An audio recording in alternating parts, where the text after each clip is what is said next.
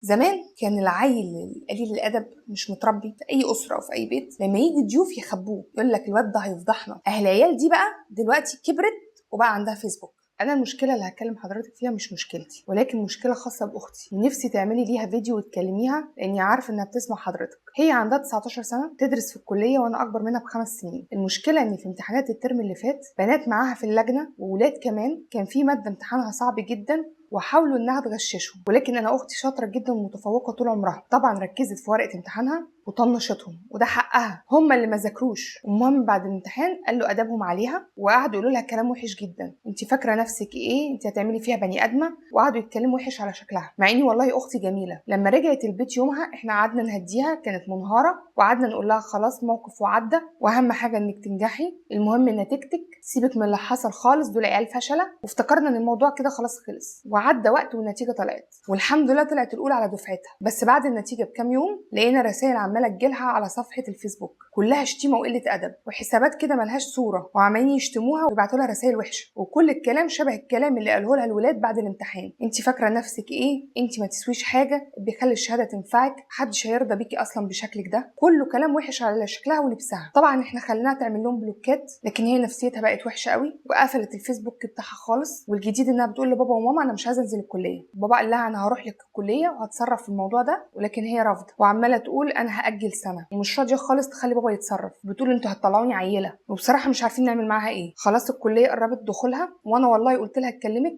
لان هي بتتفرج على فيديوهاتك، لكن هي ما رضيتش تكلم حد خالص، مش عايزه تتكلم مع حد في الموضوع ده اصلا. فممكن تعملي فيديو تكلميها فيه، يمكن تسمع كلامك ويمكن الناس تشجعها. وانا عارفه ان اكيد راي حضرتك من راينا انها تكبر دماغها وتنزل كليتها، ودي كانت القصه اللي انا فيها. مش هخاطبكم انتوا دلوقتي اللي بيسمعوا الفيديو، رسالتي موجهه مباشره للبنوته الجميله. بصي يا حبيبه قلبي، مش هقولك انت لازم تبقي اقوى من كده، وان الحياه ما تتاخدش كده، وانك لازم تنزلي كليتك وتوريهم ان انت قويه وشجاعه. انا هقولك حاجه واحده بس، ان انا قدامك اهو، اللي اختك بعتالي الحكايه والقصه عشان اكلمك. لو انا هاخد برسائل التنمر وقله الادب اللي بتجيلي، ما كانش زماني بكلمك دلوقتي. قله الادب للاسف اللي اتعرضت لها دي حاله عامه، ما حصلتلكيش انت لوحدك، بتحصل لستات وبنات كتير، ما انتيش لوحدك. اقول لك حاجه بسيطه، روحي اعملي لفه في القناه عندي هنا كده واتفرجي، اقري الكومنتات، هيصادفك كومنت ولا 2 ولا 3 فيهم تنمر، مش شرط خالص يكون على المحتوى، على شكلي، على شعري، على لبسي، على مكياجي، ايا كان. هل ده معناه ان انا لازم اهتم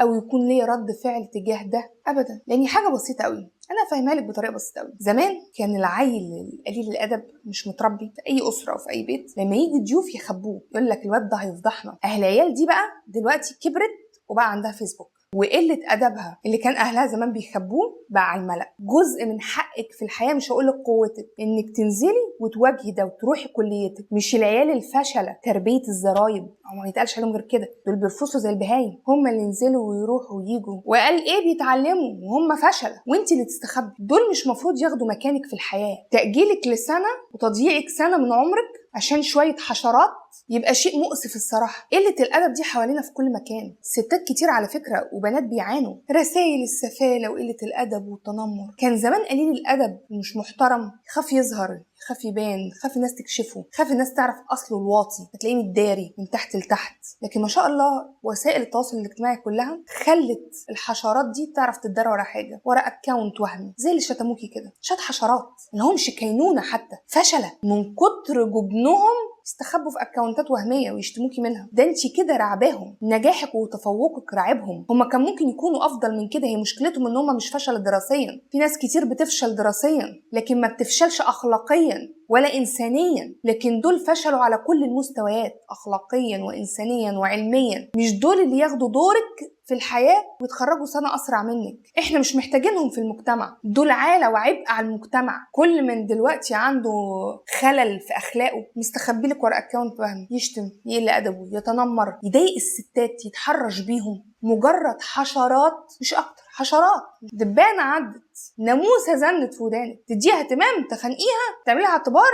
لو فرد دخل بيتك تعزلي اللي انت تعرضتي له حبيبتي، ده نتعرض له احنا بشكل يومي. انا بتعرض، انا بيتم التنمر عليا. واكيد شفت كتير من صانعات المحتوى الستات بيشتكوا من نفس الموضوع، في منهم الموضوع بيبقى مؤذي جدا. ولكن اتعلمت حاجه مع الوقت، طالما انا قررت ان انا اطلع واتكلم وصفحتي على المشاع لكل حد، اذا وارد ان انا هقابل كل اصناف البشر من افضلهم لاحقرهم. انا ما بشوفش الكومنتات دي، ده بالصدفه نادرا. ساعات عارفه الاقي حد عامل لي منشن على فيديو يقول لي ازاي سايباه يعمل كومنت زي ده، ازاي مش عارفه ايه، لانهم مش بيلاقوني انا ساعات بس ويتنوروا عليا وعلى الستات اللي بتعمل كومنتات. بقول لهم اعتبرهم حشرات، ما تردوش. اشكال زي دي ما يتردش عليها اصلا، مش احنا اللي هنجري نستخبى، هم اللي اصلا مستخبيين زي الصراصير لما بتستخبى في الجحور. لما يطلع صرصار من دول اخره منظره يقززك وتبعدي عنه، مش تعملي له قيمه. وده بقى كلام بقوله بكل ست، مش ليكي انت بس حبيبتي، اي ست ولاي بنت، ما تعملوش قيمه للحشرات. وعارفه ان ممكن هيجيلي نفس الكومنتات دي على فيديو زي ده، بس الكلاب تعوي والقافله تسير. مع احترامي الشديد للكلاب، يعني الكلاب افضل بكتير، فردك عليهم اشد رد هتعمليه. انا ضد ان بابا يروح ولا يعمل اي اجراء. ردك ان انت تكوني حاضره وموجوده، اقفلي عقلك ومخك ودانك عن اي حاجه سلبيه، عينيكي على هدفك في الحياه ووصلي له. هو ده الضربه القاضيه لكل الفشله. ما تسيبهمش يعلقوا فشلهم عليكي. في ناس كده يحرقهم نجاح الاخرين، وحقك ما تغششيش حد. انا كنت بعمل كده، مع اني يعني لا كنت نابغه ولا كنت من الاوائل، لكن بدخل امتحاني احله وعندي اعتقاد راسخ اني ذاكرت هاخد حقي وخلاص، ما ذاكرتش برضو هاخد اللي نوله. لكن ما ساعدش فشله يطلعوا. ما هو الفساد اللي هيعم بلدنا دي والغش والنصب والفهلوه في كل شيء عشان العيال اللي زي دول. ما هم دول اللي بيتخرجوا بالفهلوه ويعدوا من سنه للتانيه بالفهلوه والغش وقله الادب ويمارسوا حياتهم العمليه بنفس الشكل. دول تحت جزمتك، ولو حبيتي كلميني ابعتيلي ندردش مع بعض. وفي النهايه سيداتي الاعزاء شجعوها، ومش هقول بقى الكومنت المسيء ولا الكومنت اللي يجي همسحه. قلنا الحشرات ما بيتعملهاش قيمه. وتنويه اخير، جميع القصص اللي بتجيلي لا يطلع عليها اي حد غيري، ولا يتم نشرها الا موافقه صاحبها او طلبه هو شخصيا، زي القصه دي. في النهايه كانت معكم في بي انور سيناريستيه، ويومكم سعيد.